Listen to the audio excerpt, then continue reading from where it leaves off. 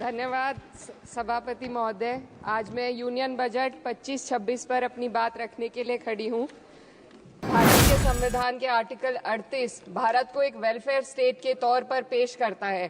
बेदम हुए बीमार दवा क्यों नहीं देते? बेदम हुए बीमार दवा क्यों नहीं देते? तुम अच्छे मसीहा हो, शिफा क्यों नहीं देते? मिट जाएगी मखलूक तो इंसाफ करोगे, मुंसिफ हो तो हश्र उठा क्यों नहीं देते? और सरकार की जिम्मेदारी है कि बजट और उससे जुड़ी वेलफेयर स्कीम्स के जरिए इन आर्टिकल्स को हकीकत में लाया जाए।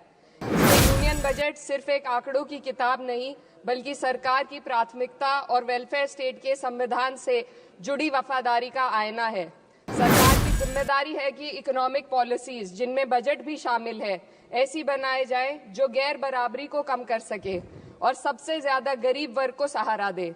बजट वो लाइफलाइन है जिससे शिक्षा, स्वास्थ्य, पेयजल, सोशल सिक्योरिटी, SC/ST माइनॉरिटी, गरीबों की भलाई के लिए स्कीमें चलाई जाती है। मगर ये बजट को देखकर महसूस होता है कि ये भविष्य के निर्माण से ज्यादा हेडलाइन बटोरने का एक दस्तावेज है।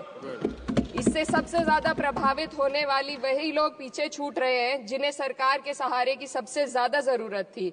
वो किसान जो बढ़ती लागत से परेशान हैं, वो नौजवान जो बेरोजगारी का सामना कर रहे हैं, और वो औरतें जो निजामती रुकावटों से जूझ रही हैं, और वो गरीब जो महंगाई के बोझ के तले दबे हुए हैं। This government is proudly marketing the income tax exemption of 12 lakhs. But the question is, how many Indians even earn that much to benefit from it?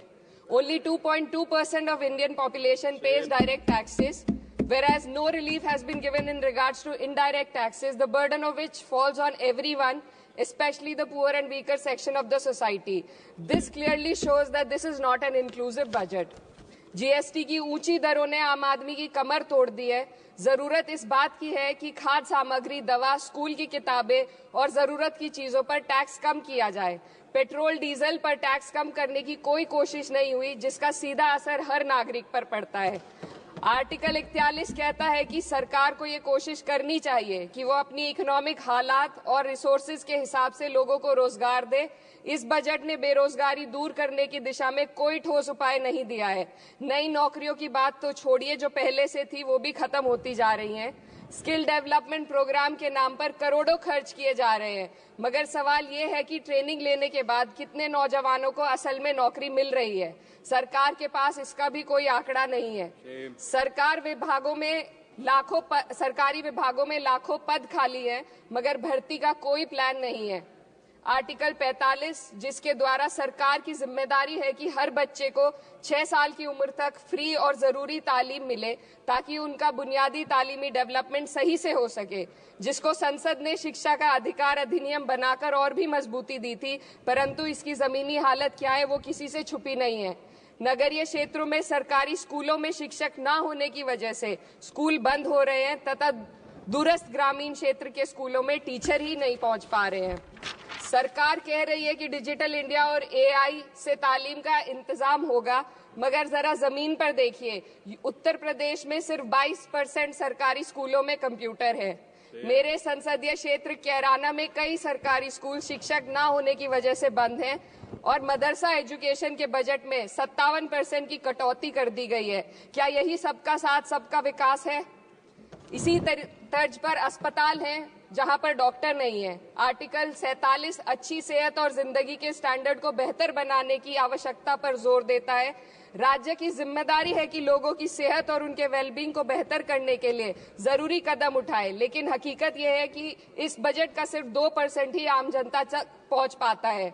Shamli जिले में 84 डॉक्टर की पोस्ट स्वीकृत है, मगर सिर्फ 29 डॉक्टर काम कर रहे हैं और गायनोकोलॉजिस्ट मात्र 1 है। दवाइयों की कीमतें बढ़ती जा रही हैं, मगर गरीबों के लिए कोई राहत नहीं है। सरकार ने महिलाओं के लिए बजट बढ़ाने का दावा किया, मगर 81% इसका बजट सिर्फ पोषण योजनाओं में डाला गया है। महिलाओं के रोजगार, उनके इकोनॉमिक इंडिपेंडेंस और सुरक्षा के लिए कोई ठोस योजना नहीं बनाई है। बेटी बचाओ बेटी पढ़ाओ का बजट घटा दिया गया, जिससे साफ है कि ये सिर्फ नारेबाजी थी और कुछ नहीं। किसानों की बदहाली हम सबके सामने है, लगातार चलती आ रही है। 2016 में कहा गया था कि 2022 तक किसानों की आमदनी दोगुनी होगी, मगर 2025 आ गया और एमएसपी पर कोई ठोस गारंटी आज भी दी नहीं गई है। गन्ना किसानों का बकाया अब तक नहीं मिल पा रहा है और तो और उत्तर प्रदेश में अभी तक गन्ना मूल्य भी तय नहीं किया गया है। डीएपी, यूरिया और खाद की कमी से परेशान किसान आज भी सड़क पर प्रदर्शन कर रहे हैं।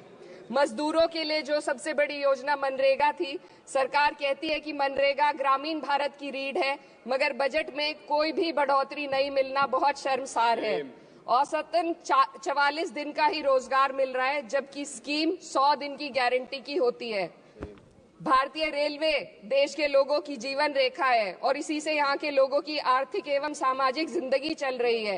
देश के हर हिस्से को रेल कनेक्टिविटी से जोड़े जाना सरकार की कल्याणकारी नीति का हिस्सा है। मेरे संसदीय क्षेत्र कैराना के रेलवे से जुड़ी 2 मांगे लंबे समय से लंबित हैं। दिल्ली शामली सहारनपुर रेल लाइन का दोहरीकरण और पानीपत शामली मेरठ लाइन का सर्वे अति शीघ्र ही कराए जाने की बहुत पुरानी मांग को बजट में शामिल किया जाना चाहिए। देश भर में बिजली की दरें बेहद असमान है। उत्तर प्रदेश में ये दरें बहुत ज्यादा हैं। देश भर में एक समान बिजली दरें लागू करने का प्रावधान किया जाए। रिवैम्प योजना में हर घर तक बिजली पहुंचाने के लिए एलटी लाइन बनाने का प्रावधान भी जोड़ा जाए। कृषि उपकरणों व खाद डीएपी को जीएसटी से मुक्त किया जाए। किसानों की एमएसपी की मांग को पूरा करने के साथ साथ उत्तर प्रदेश के किसानों को गन्ना मूल्य निर्धारण पिछले वर्ष से बढ़ाकर किया जाना बेहद जरूरी है। जनपद शामली व मुजफ्फरनगर को एनसीआर में तो शामिल किया गया है, परंतु वहां पर कोई विकास नहीं हुआ तथा उसको कोई भी लाभ नहीं मिला है। वहां के लोग सिर्फ प्रदूषण के बाध्यकारी नियमों से परेशान हैं, इसलिए दोनों जनपदों को एनसीआर की सीमा से बाहर किया जाना चाहिए।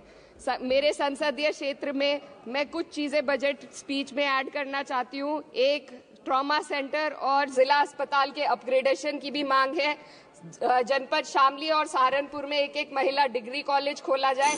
कैराना में जस्ट कंक्लूडिंग, यमुना नदी के घाट पर सौंदर्य कार्य का भी कार्य जोड़ा जाए।